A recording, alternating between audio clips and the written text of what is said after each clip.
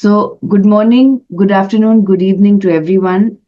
Today, on behalf of Middle East Insights platform, we are very privileged to host Leila Hatoum with us.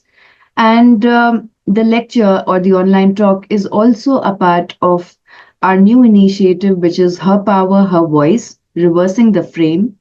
The idea specifically is to bring resilient women voices to the forefront from Middle East who can speak to us and tell us what has been the real grassroots level reality that often we are not aware of. So, Leila Hatoum, as all of you know, I don't need to introduce her, but here's a brief introduction from my part.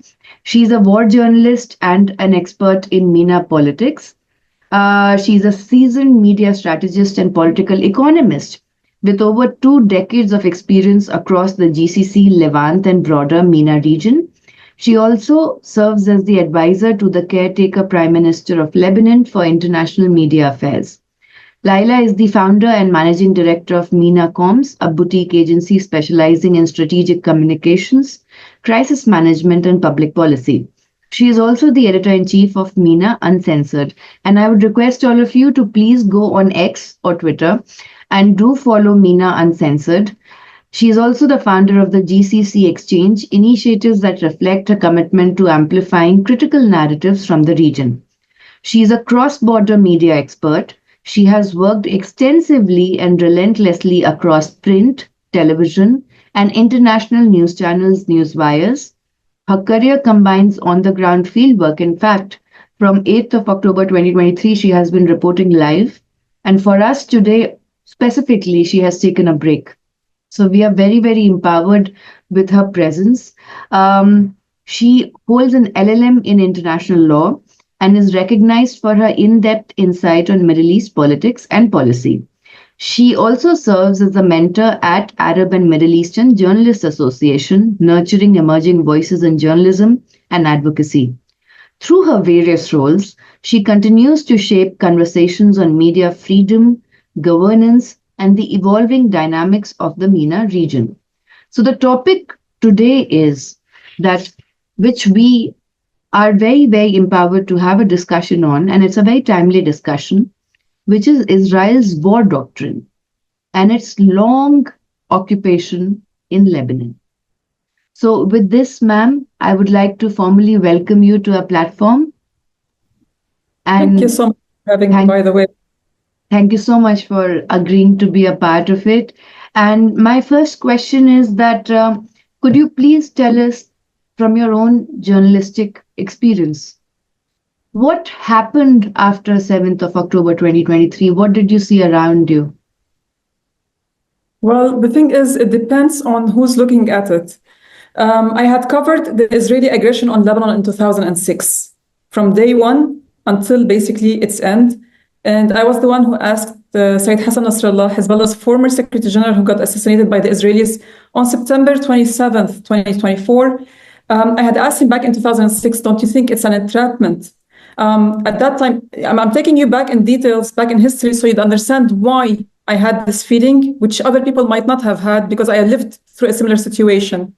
So in 2006, Hezbollah had tried over the course of 8 months to detain Israeli soldiers along the contested land and Lebanese territories, that were occupied by the Israeli occupation forces. They failed twice, and the third time they actually succeeded after the Israelis had sent a jeep with 8 soldiers in it, barely armed, to the same area where Hezbollah tried to actually detain these soldiers. They detained 2 soldiers. In the afternoon, Hezbollah held a press conference that was headed by Sayyid Hassan Nasrallah. And I was working with the Daily Star newspaper at the time, so I was sent to cover that conference because I was covering also the southern Lebanese front. And I asked him a question. I said, don't you think that the Israelis sending you this small number of soldiers to the same area without proper weapons, and you had tried to kidnap or basically detain Israeli soldiers before, don't you think it's an entrapment? And he left it off. But 1 week later, he came out with a speech during the intensified attacks of the Israelis on Lebanon, the intensified aggression. And he said, we have received information that the Israelis were preparing for that war beforehand. So it was an entrapment system. That made me look into the situation before and after. And I found out that there was what you call a program that was initiated by the US military intelligence in 2002. And it's based on entrapment. And the first implementation of it in collaboration with the Israeli military was in 2006 in Lebanon. That same scenario, while I was watching October 7 unfolding before our eyes, because people were basically running the footage live. And we were like, oh, that's weird. This is a great operation, but how did they manage to cross the technical line between Gaza and the enclave settlements without being detected? Why did we ask this question as reporters? It's because there's not a single centimeter along the technical line between Lebanon and the Israeli forces.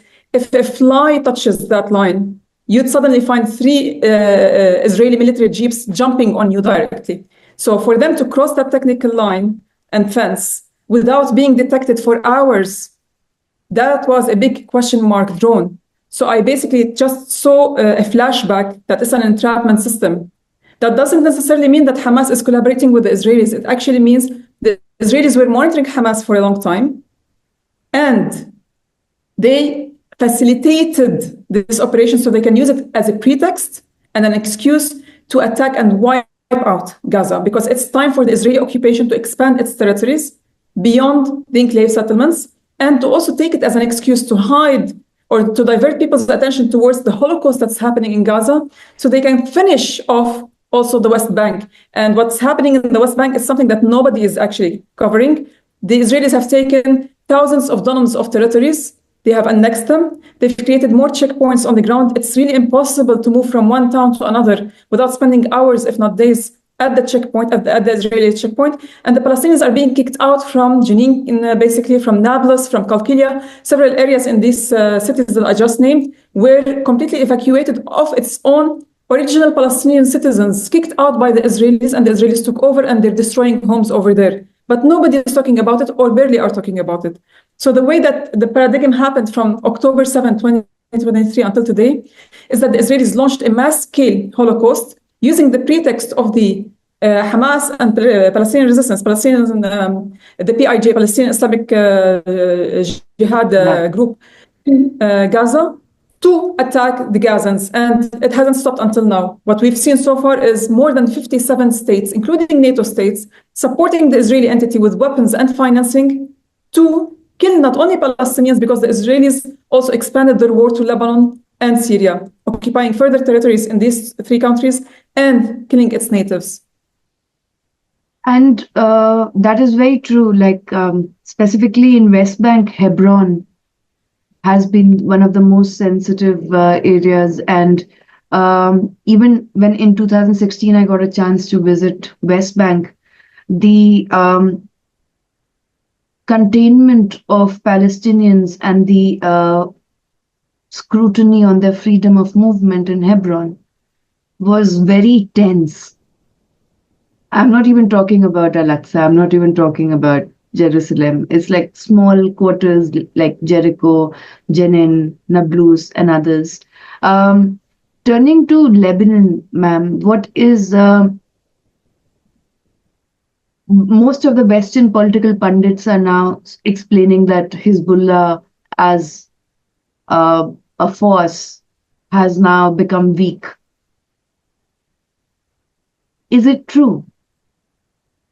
Well, to a certain degree, yes. I mean, at the end of the day, when you receive multiple hits and your resources when it comes to military equipment are finite, unlike the Israelis who continue to receive military equipment and bombs, as well as basically other arms, and they're now receiving a shipment of F-35 fighter jets from across the world. I mean, like the Americans send it, the Germans send them, the French, the British, you name it, everybody sends them weapons. So at the end of the day, when you go into a war of attrition, and an intensified war of attrition for nearly 64 days between October and November of 2024, aside from nearly 15 months of fighting between November 2023 until October 2024, because the Israeli attacks against Lebanon intensified as of October 2024 for 64 days. So you're bound to lose some part of your arsenal. Add to it that Hezbollah lost critical leaders from the first tier. We're talking about the first Secretary General, and his replacement, who was known to be a very staunch fighter, and he doesn't basically believe in the diplomacy of negotiations to reach a solution with the Israeli occupation, because the Israelis only understand violence, and that's Sayyid Hashim Safiuddin, who is the cousin of Sayyid Hassan Nasrallah. Both were Secretary Generals back to back after the assassination of the first. Sayyid Hashim Safiuddin got assassinated early October 2024, and the Israelis banned anybody from reaching the area where he was by bombarding the whole area for nearly 21 days. Now, having said that, you lose those critical leaders, then you lose first-tier leadership in terms of the ones who lead the battlefield, the ones who lead the drones unit, the ones who lead the financial system also for Hezbollah at one point. That all accumulates to causing weakness within Hezbollah. However, the difference is that for those who don't understand the situation, Hezbollah faced similar situation back in 1992 when their own Secretary General got assassinated, and they were smaller in numbers.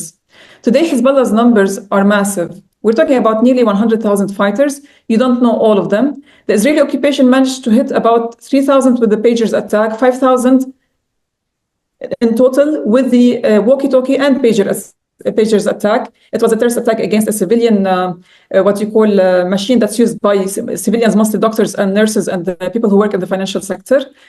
And some of the leaders were assassinated by bombs.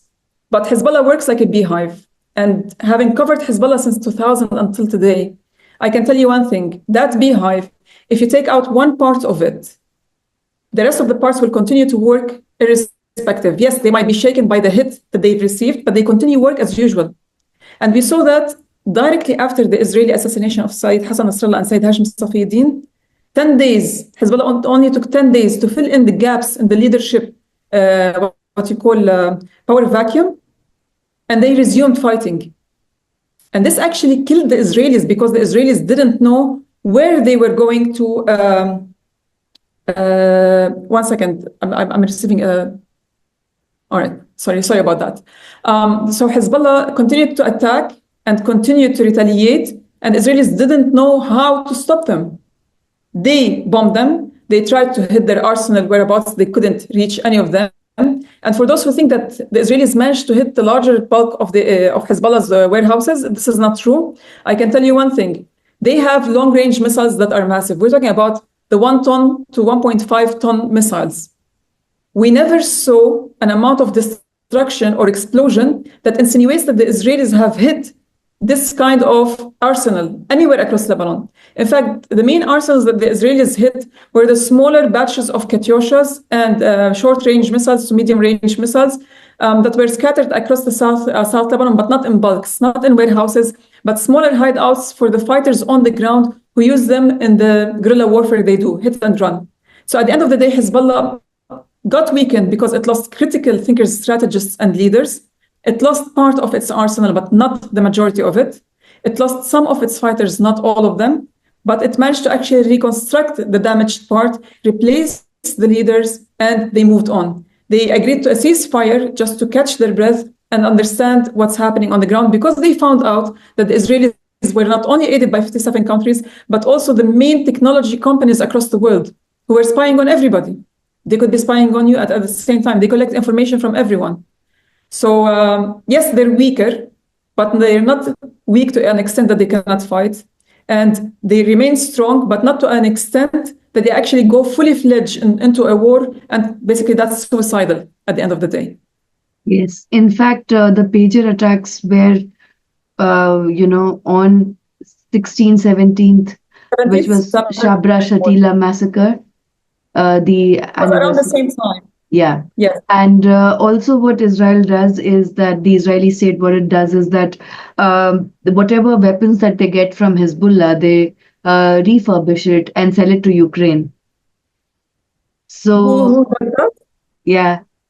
Who does that? The Israeli? Israelis say, yeah, they do that. They sell the weapons to Ukraine for... They didn't get anything from Hezbollah. From Hezbollah.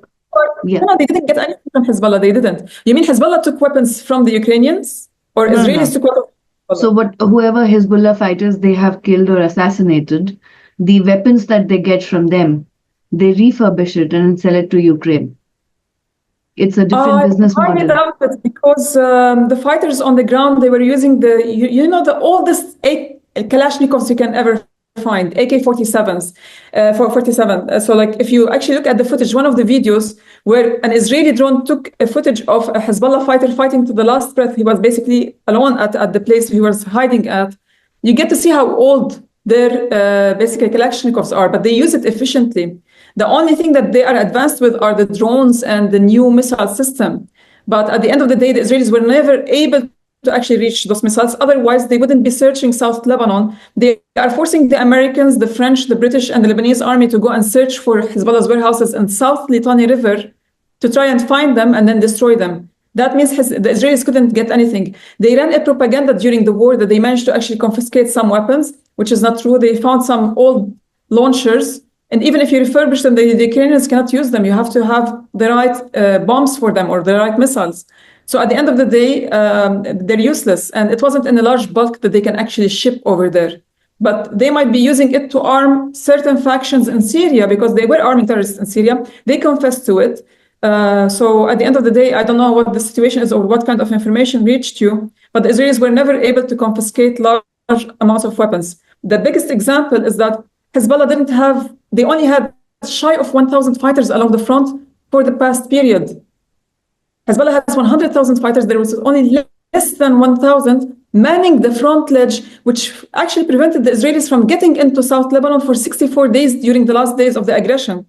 The Israelis were only able to get into South Lebanon after they signed what you call ceasefire arrangement, and they breached it by invading Lebanese territories. They couldn't actually get in when Hezbollah was fighting on the ground. So for 700, let's say 800, 1,000 fighters on the ground, what amount of weapons would you use and refurbish and then send to the Ukrainians? That's an Israeli lie, by the way. And what exactly was, in your own grassroots level experience, how did the ceasefire and the facade of the ceasefire, how did it evolve? All right. So 3 months before the ceasefire agreement or arrangement was reached, the Israelis had asked several times for a ceasefire. They were being depleted along the northern occupied Palestinian front, which is South Lebanon, and they were being depleted in Gaza. They were being depleted in the West Bank, and there were attacks coming their way from South Syria. Those were the Iraqis who were using their drones. So for them to close one front and focus on another front, they asked for ceasefire several times while they were also negotiating with Hamas in Gaza. The Lebanese never agreed to a ceasefire until their Secretary General got assassinated and the Patriot attack happened. The Patriot attack happened, then their Secretary General got assassinated, and they actually lost footing at one point.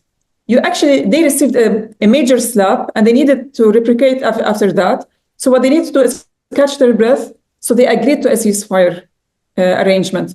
That ceasefire arrangement allows the Lebanese to defend themselves if the Israelis attack, but Hezbollah hasn't used that until now, because in that ceasefire arrangement, the Lebanese government pledges to defend the country and allows for the Lebanese army to spread across all of South Lebanon. I mean, I found this very weird because the Lebanese army was spread across South Lebanon since 2006 due to the UN Security Council Resolution 1701 that was approved in 2006. It started its implementation right after the Israeli aggression in 2006, and that included the spread of the Lebanese army across south of Lebanon, including South Litani area. So now some people are saying that it was a victory for the Israelis to have the Lebanese army spread in South Lebanon to man the borders and protect the Israelis. This is not true. The Lebanese army is already in South Lebanon and has been there since 2006. At the same time, the Lebanese army doesn't man the borders for the Israelis at all. And Hezbollah is not retaliating because they want to give the Lebanese government ample time to show the world that diplomacy and not retaliating to continued Israeli breaches will lead us nowhere. We can never liberate our land by just diplomacy. Violence merits violence in this case. And when I say violence, I mean fighting the occupation with the same weapons that the occupation is using against us. And this is an inherent right under international law. I do have a master's degree in international law, including humanitarian laws. My emphasis, like my study emphasized on humanitarian laws. And according to international law and according to the United Nations itself, you have the right to defend your land by any means possible at any time, including using armed struggle weapons to fend off an occupation. So long there's an occupation, the Lebanese have the right to hold weapons, fight that occupation until that occupation has ended. And anywhere, not only in Lebanon, if you find that occupation official or settler elsewhere, you are entitled to fight them as well across the world, not only in the area that they occupy you at. And this is under international law. So when some people actually claimed that under the ceasefire arrangement, Hezbollah has to disarm south of the Litani River, the actual reply was that Hezbollah doesn't have to disarm so long that the Israelis occupy Lebanese territories, but Hezbollah actually gave the Lebanese government leeway and withdrew from South Litani, telling them, show us what you can do. So far, the Lebanese government has done nothing but complain to the United Nations, and the United Nations couldn't stop the Israelis. From November 27th, 2024, 4 a.m. in the morning, when the agreement came into effect, the Israelis have breached it nearly 3,000 times until today. Do you think that Massad Bulus or Steve Woodcock do have any kind of power in this dynamics, whatever side of power it is? No, of course, they do and they don't at the same time. They are the salespeople for the US administration. At the end of the day, they don't have the power. They are not the decision makers. They are envoys that are sent over here, and they go back and they whisper into the ears of the president, based on which he moves his own political party to actually take some decisions on the ground. But if you look at Bulus Masad, he is the father-in-law of Donald Trump's daughter. He is of Lebanese origins, and this person supports the right-wing group in Lebanon that actually collaborated with the Israelis back in the 1980s during the Israeli occupation of Lebanon. That group was a militia during the war that slaughtered Lebanese on behalf of the Israelis. They also slaughtered Palestinians.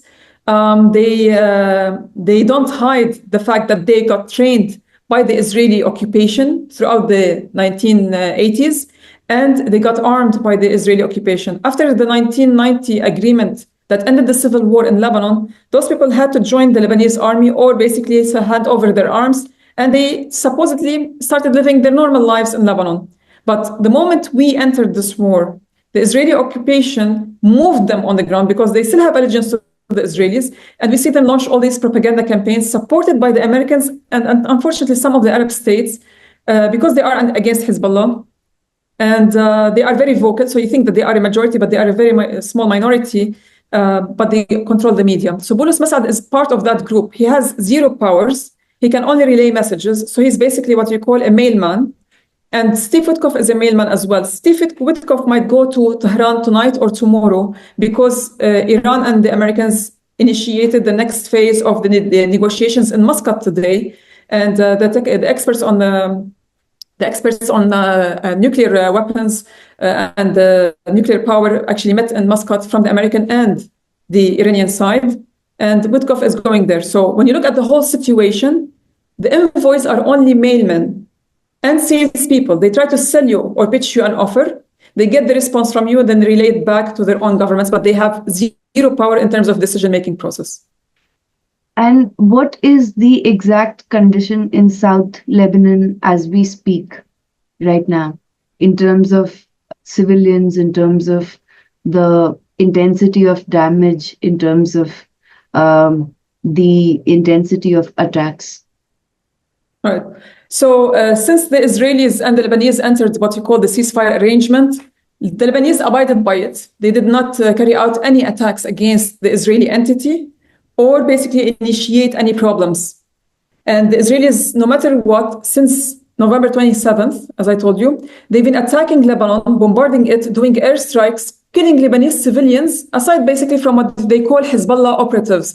The thing is, under international law, when you're a fighter, but you have laid down your arms and you've gone to civilian areas and you're not fighting anymore and you're not in your military fatigue and you're away from the battlefront and you get assassinated, that's a war crime. So the Israelis not only killed Hezbollah operatives who actually were not in the fighting mode, but they also killed children in the airstrikes. They killed women. They targeted patients. They targeted ambulances and civil defense workers, first responders. and they also targeted civilian homes. So the way I can explain it in a short answer at the front, it's waiting for the next phase of war, but people have gone back to their villages, the borderline villages, the front-ledge villages, as we call them, with occupied Palestine, and they are trying to rebuild. The international community is trying to force them not to rebuild their villages until Hezbollah completely disarms. And this is really funny because you cannot stop the Lebanese from rebuilding, and you cannot stop the resistance from fighting. I was in the southwestern sector of Lebanon, because South Lebanon is divided into three sectors. Western sector, that's next to the Mediterranean, and that's where the major UNIFIL based United Nations Interim Forces in South Lebanon is based. And then you have the central sector and eastern sector. During this whole war, I was covering the eastern sector mainly, and it has some of the hardest battles that happened. And 2 days ago, I was in the western sector. People are living their lives normally, but they're anticipating things to happen. They also speak to you every single time I meet somebody on the ground. They start complaining about the Israeli breaches and that the government is doing nothing and that the international community is doing nothing. The international community that ensured this ceasefire would happen, and they were the guarantors for this ceasefire, are the Americans and the French and the British. They created what you call the MTCL for Lebanon, which is the Military Technical Committee for Lebanon, to go and inspect any possible breaches, to make sure that the Lebanese are abiding by the agreement, and to make sure that the Israelis are abiding by that agreement. So far, that committee has done nothing to stop the Israeli breaches. Today, as shortly before I spoke with you, since the morning until now, there were 2 Israeli drones flying above our area. And I'm next to the defense ministry, by the way. So that tells you a lot. They don't give a damn. They're flying all the way to the capital. They're reaching Lebanese airspaces all the time. In South Lebanon, they're doing the same, but they're also killing Lebanese civilians, and they're targeting homes as well. Yeah, schools and children and all of that. Not only, by the way, I'm sorry about it, but also 2 days ago when I was going from a town called Beit Leaf and I was trying to reach to Shama, these are 2 towns that usually it takes about shy of 10 minutes between them, driving in a car. We were not allowed to go from that town to the next town because the Israeli occupation continues to occupy that swath of land. It's a large part of land that has 2 mountains in it, including Blat, an area basically that's a mountainous area. And we had to take a detour that's about 40 minutes to go from point A to point B, when in fact you can go to it within 10 minutes if there's no occupation. And what Anurag basically is asking, ma'am, is what is the relationship between Hezbollah and the current Lebanese government? Well, for people, when that's the problem with the US media and international media. You think that the international media is professional, but they carry out US dictations, as you call it, or Israeli dictations. They try to hide the truth, and then they try to mask reality with lots of lies, and then you start believing the lies. When we speak about Hezbollah, we're not talking about some group that came from Mars. They're not Martians. They are Lebanese citizens who were living in Lebanon, whose land was occupied by the Israeli occupation during the time where there was civil war in Lebanon, and the Lebanese government didn't do anything to help them. So they had to hold arms and fight for themselves to defend themselves. And they started fighting for the longest time. Hezbollah only emerged to light after the Israeli invasion of Lebanon in 1982. Israel invaded Lebanon in 3 different dates. In 1967, when the Israelis were fighting the Arabs, and the Lebanese had nothing to do with that fight. In fact, Lebanon had an armistice agreement with the Israelis that was signed in 1949, which the Israelis continued to breach. And in 1967, when Lebanon had nothing to do with the Jordanians and the Syrians and the Egyptians fighting the Israelis also invaded and attacked Lebanon during that war. In 1978, the Israelis invaded Lebanon again to create what you call a buffer zone against the Palestinian refugees who were in Lebanon. And that's when United Nations Interim Forces, UNIFIL, were created in 1978. The third time, you had, in 1982, the Israeli invasion of Lebanon. And that's when Hezbollah emerged to power. Hezbollah were the accumulation of fighters on the ground who were fed up that other resistance groups were not achieving anything. They got armed by multiple factions and countries, including from Iran at the time. They got trained by the Syrians and by the Iranians at one point. And they started fighting the Israelis and any foreign presence in Lebanon, not only the Israelis, any foreign occupation. So they are Lebanese citizens who were fighting on the ground. Between 1982 until 1996, Hezbollah was not part of the government, was not part of the parliament, was not part of the army, and was not part of the municipal basically councils. Why? Because they believed if they are a resistance group, they need to maintain their secrecy. And at the same time, if they attack the Israeli entity, the Israelis will not have the context to go and attack the government. After 1996 and 2000, things changed on the ground, and Hezbollah actually joined the municipal councils across Lebanon to help people on the ground on how to basically have a better life, because the government had practiced what you call the shadow banning of large pieces of land in South Lebanon and in the Bekaa area. In South Lebanon, that's where the Israeli occupation had occupied Lebanon until 2000. So by the year 2000, under Hezbollah's fighting and helping people on the ground to survive and be steadfast in their own territories in South Lebanon, the Israelis had to leave because they were sustaining massive losses. So they left from most of South Lebanon, but they kept smaller pockets. Okay? After the assassination of our prime minister in 2005, February 14th, 2005, and I remember it because it was not only Valentine's Day, but also on that day I was covering that prime minister, and I was behind his convoy when he left and he got exploded. We were going to follow him to actually cover the press conference he was going to hold later on. And I wrote about that. His name is Rafiq al-Hariri. After the assassination of Rafiq al-Hariri, Hezbollah found that it is its best interest to be part of the government. Otherwise, the right-wing group will be taking decisions, because they were trying to blame Hezbollah for the assassination of Prime Minister Rafiq al-Hariri, when they had no interest in killing him because he was defending them on the international level. So when you look at the whole situation, Hezbollah is part of the Lebanese population. They are part of the municipal councils. They are part of the parliament as of the year 2004, and they are part of the government since 2005 onwards. For those who claim that as a resistance group they're not allowed to be part of the political life, they have one of the largest human constituency that supports them on the ground in Lebanon. Their supporters are over 800,000 to 1 million people. And we're talking only within their sect. We're not talking about other sects, because there are Christians who support them, there are Sunnis who support them, there are Druze who support them. So when you look at the whole situation, if you are a political party in your own respective country, and you have nearly 25% to 30% of the population supporting you, are you not allowed to be part of the political life? And this is a question we ask everyone, because the Americans tried to ban Hezbollah from getting into the government. That was a direct interference in our internal affairs. And the Lebanese gave the Americans a middle finger, because now Hezbollah has 5 members in the cabinet, and they have one of the largest parliamentary blocs. Yes, this entire narrative that Hezbollah is state within a state creates a certain kind of hypothesis of alienation. Of course, that is quite jaundiced point of view, because it doesn't do justice to the history of socioeconomic disparities which Shia had suffered for centuries. It's not Shia. Look, I'll give you another example. This is something that the media hides from you. One of the main supporters of Hezbollah, he's from South Lebanon, and he's Christian, because South Lebanon is not only Shia. There are Christians, and there are Druze, there are Sunnis. He's a Christian doctor. He's an ophthalmologist who actually, during the September 17th terrorist pager attack on the Lebanese, he worked night and day to save as many people as possible and save their eyesight.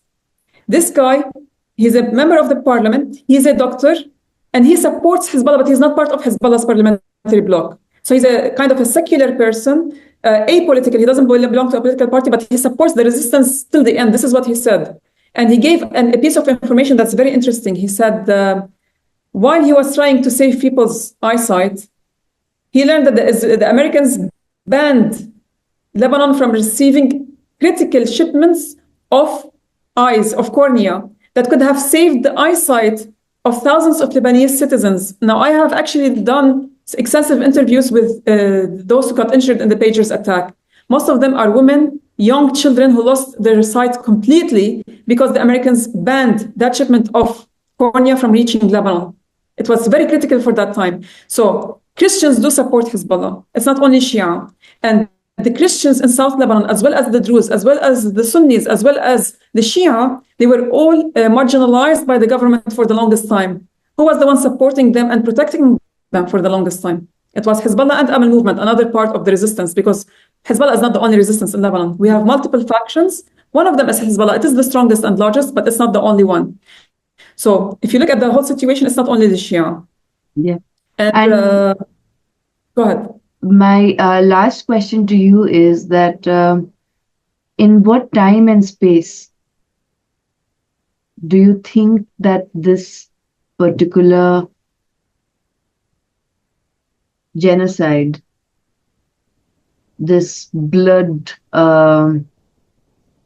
curdling, this entire massive violence which has spread, um, will stop?